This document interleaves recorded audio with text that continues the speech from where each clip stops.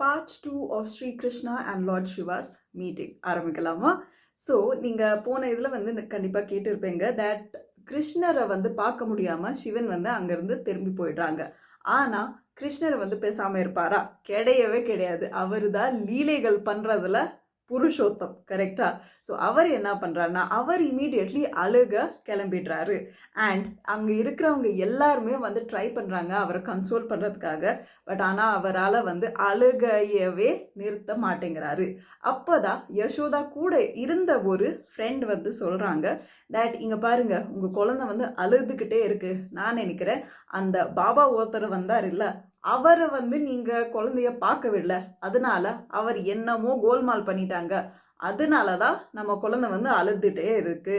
So அவரை போய் தேடி கண்டுபிடிச்சிட்டு வாங்க அப்படின்னு சொல்கிறாங்க. இமீடியட்லி யசோதா என்ன பண்ணுறாங்கன்னா, கொஞ்சம் ஆட்களை அனுப்பி அவரை போய் தேடி கண்டுபிடிங்கன்னு சொல்கிறாங்க. அண்ட் அப்போ தான் எல்லாருமே அங்கே போகிறாங்க. அண்ட் அப்போ கடைசியில் சிவன் வந்து அதே உருவத்தில் தான், ஒரிஜினல் உருவத்தில் இருக்காரு. அங்கேருந்து அவரோட காலில் விழுந்து மன்னிப்பு கேட்டுட்டு அவங்க சொல்கிறாங்க தட் நீங்கள் வாங்க ப்ளீஸ், வந்து எங்களோட குழந்தைய பாருங்க அப்படின்ற மாதிரி சொல்கிறாங்க. அதுக்கப்புறம் தான் சிவன் வந்து யசோதாவோட வீட்டுக்கு வராங்க. அண்ட் ஃபைனலி கிருஷ்ணரை பார்க்குறாங்க. அண்ட் கிருஷ்ணர் குழந்தையா இருக்கிறதுனால அவரை நாட் ஜஸ்ட் கையில் தூக்குறது மட்டும் இல்லாமல் அப்படியே லேசாக வந்து கிருஷ்ணரோட காலையும் தொட்டு கும்பிடுறாரு. So how is it? Beautiful லீலைகள், isn't it? For more such leelas of God, please do follow Reshma.